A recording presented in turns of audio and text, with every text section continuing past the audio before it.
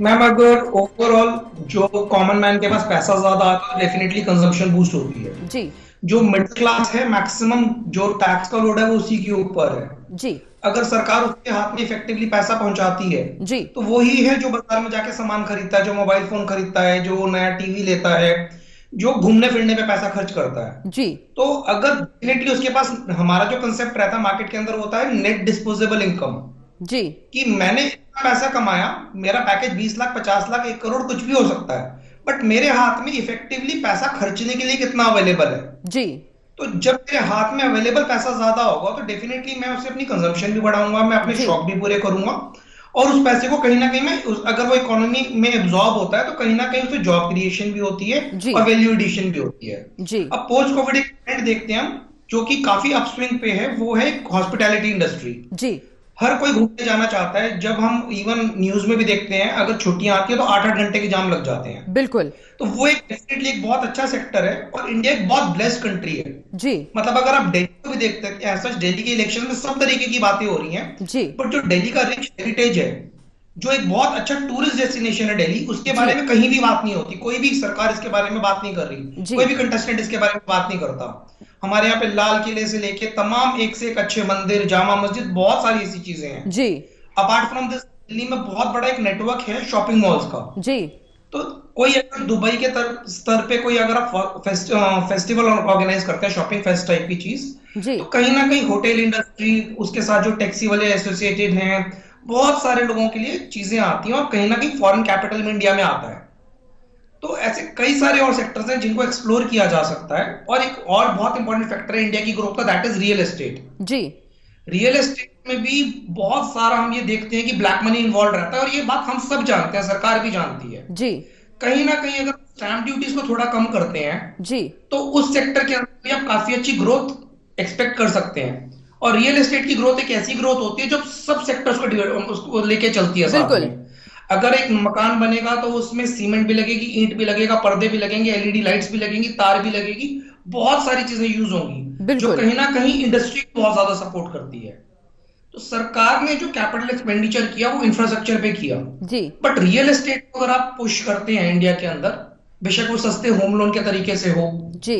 और बेशक वो इस तरीके से हो कि बहुत सारे सेक्टर्स ऐसे होते हैं जहां पे बैंक फाइनेंसिंग नहीं करते, उनके नॉर्म्स इतने स्ट्रिक्ट हैं कि आपको मतलब रजिस्ट्री चाहिए, ये चाहिए, वो चाहिए, 10 चीजें हैं। जी। अगर उसको हम थोड़ा सा लिबरलाइज करते हैं और स्टैंप ड्यूटीज को कट करते हैं, जी। तो वो इंडिया के लिए एक मेजर ग्रोथ फैक्टर भी हो सकता है, क्योंकि इंडिया में हर कोई अपना घर चाहता है। बिल्कुल।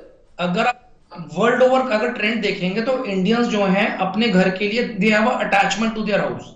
जनरेशन से हम अगर मिडिल क्लास से भी पूछेंगे उसका एक सपना क्या है, उसे अपना घर बनाना है। जी।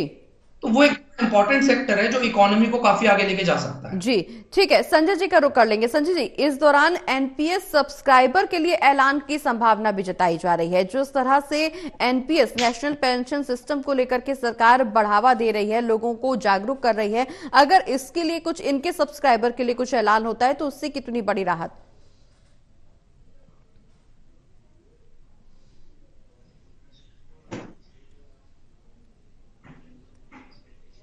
संजय जी, आवाज मिल पा रही है आपको हमारी? आपकी आ रही है, मेरी आ रही है आवाज हाँ जी, आपको? हाँ जी, हाँ जी, बिल्कुल। हाँ। पेंशन सेक्टर के लिए मेजरली क्या है कि खाली 5.3% जो इंडियन पॉपुलेशन है वो या तो एनपीएस या अटल पेंशन योजना के अंदर कवर्ड है, तो जी। यानी लार्जली।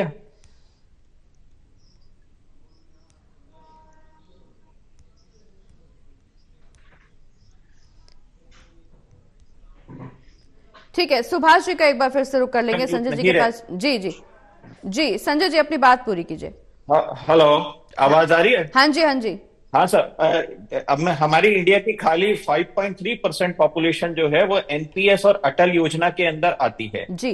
अब आप ये देखें कि पेंशन स्कीम्स को कैसे बेटर गवर्नमेंट कर सकती है। जी। पेंशन स्कीम के लिए गवर्नमेंट बेटरमेंट के लिए जो है, अगर उसको न्यू रिजाइम जो इनकम टैक्स रिजाइम है उसके अंदर वो कोई ट्वीक करके पेंशन्स को मैंडेटरी कर देती है या कुछ बेनिफिट फर्दर देती है, तभी आदमी नेशनल पेंशन स्कीम की तरफ जाएगा, जी। अदरवाइज वो उसकी तरफ नहीं बढ़ेगा। जी। सेकेंडली, मैं आपका ध्यान दिलाना चाहता हूं कि पीएम ने लास्ट ईयर जो है एक बहुत बेहतर स्कीम लॉन्च की थी, पीएम सूर्य घर योजना। हाँ जी। जी। ये पीएम सूर्य घर योजना ने 1 करोड़ घर जो है उसके लिए पीएम ने सब्सिडी अनाउंस की थी 78,000 रुपए मैक्सिमम की। जी मैं ये उम्मीद करता हूं कि इस बजट के अंदर भी इस स्कीम को कंटिन्यू रखा जाएगा, जी और अगर इस स्कीम को लगातार कंटिन्यू रखा जाता है तो हिंदुस्तान वर्ल्ड की सोलर कैपिटल बन सकता है। जी थर्डली, मैं आपका विशेष ध्यान दिलाना चाहता हूं कि इस वक्त नीड है जो गवर्नमेंट को अपने एक्सपेंडिचर्स को कर्ब करने की। आप जी देखिए अमेरिका के अंदर डोनाल्ड ट्रंप सरकार ने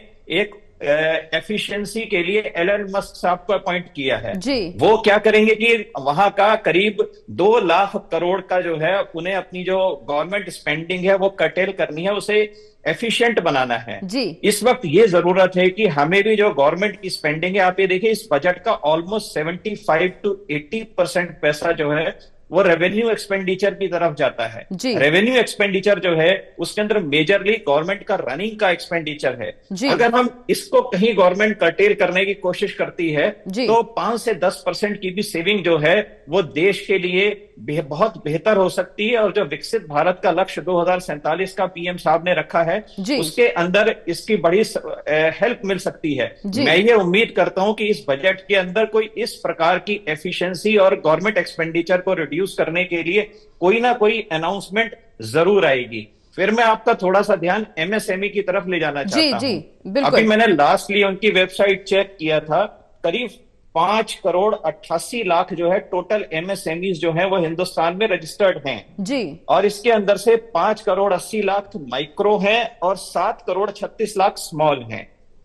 जी जो एमएसएमई सेक्टर्स के लिए सरकार लगातार कोशिश करती है क्रेडिट फ्लो करने की, लेकिन आप ये देखिए कि ऑफ लेट जो है जी बैंक्स कहीं ना कहीं डिनायल मोड में रहते हैं जी कि वो एमएसएमई सेक्टर को जो विदाउट कोलेट्रल जो है वो कहीं भी लोन्स नहीं देना चाहते हैं। जी मेरी सरकार से ये गुजारिश रहेगी कि इस स्कीम को लगातार कंटिन्यू रखा जाए और जी चीपर क्रेडिट जो है वो एमएसएमई को अवेल कराया जाए। जी सेकेंडली, एमएसएमई को जो एक्सपोर्ट इंसेंटिव्स हैं वो अभी कहीं भी दिख नहीं रहे हैं। जी एक्सपोर्ट इंसेंटिव्स का बढ़ावा मिलना चाहिए। लेकिन आपके माध्यम से एक मेरी रिक्वेस्ट और है, लास्ट ईयर इनकम टैक्स के अंदर 43BH का एक प्रावधान आया था जिसके अंदर एमएसएमई की पेमेंट्स जो है 15 से 45 दिन के अंदर अगर नहीं करते हैं जी तो वो आपकी टोटल इनकम के अंदर वो अमाउंट ऐड हो रहा था। ये बड़ा हार्श प्रोविजन है। बिल्कुल इससे जो सरकार की नीयत तो बहुत बढ़िया थी, लेकिन इसका जो इम्प्लीमेंटेशन हो रहा है उससे कहीं ना कहीं एमएसएमई सेक्टर को नुकसान हो रहा है। जी हमारे पास काफी सारे लोगों ने अपने एमएसएमई रजिस्ट्रेशन कैंसिल कराए, और जो मैन्युफैक्चरर्स थे या सर्विस प्रोवाइडर थे उन्होंने कहा हमारे कैंसिल कर दीजिए, हमारे कॉन्ट्रैक्ट्स कैंसिल हो रहे हैं। बिल्कुल सेकेंडली, काफी सारी इंडस्ट्रीज और सेक्टर्स ऐसे हैं जहां पे जो ड्यूज हैं, जो जी ट्रेड का ड्यू नॉर्म्स है जी वही आपका 92 लेके 180 डेज का है। जी मैं आपके माध्यम से ये उम्मीद करता हूं कि इस बार के बजट के अंदर इस प्रोविजन को कहीं ना कहीं रेशनलाइज सरकार करेगी जी और कुछ ना कुछ उन्हें इसके अंदर रिलीफ जो है ट्रेडिंग कम्युनिटी को देना चाहिए ताकि बिजनेस नाबाद चल सके। बिल्कुल। मैं आपके माध्यम से एक आपसे और चीज शेयर करना चाहता हूं जी कि मेरी ये उम्मीद है कि एक नेशनल रिटेल पॉलिसी काफी समय से गवर्नमेंट के माइंड में चल रही है, जी शायद उसका जिक्र हमारी वित्त मंत्री साहिबा इस बार करें। देखिए, रिटेल के अंदर जो कंज्यूमर प्रोटेक्शन है वो at a very low level है हिंदुस्तान के अंदर। आप कहीं अमेरिका जाएं तो वहां पे कंज्यूमर को किंग मानते हैं। अगर एक कंज्यूमर की सिंगल कंप्लेंट होती है तो उस कंपनी के लाइसेंसेस भी कैंसिल हो जाते हैं। बिल्कुल। मैं ये उम्मीद करता हूं कि कोई ऐसी पॉलिसी जो है वो हमारे यहाँ जरूर आनी चाहिए ताकि कंज्यूमर को जो है एक रियल बेनिफिट मिल सके। एक मैं आपसे चीज शेयर करना चाहता हूं, काफी समय से न्यू डायरेक्ट टैक्स कोड की बात चल रही है जो कि वित्त मंत्री महोदया कह रही हैं कि हम लाएंगे।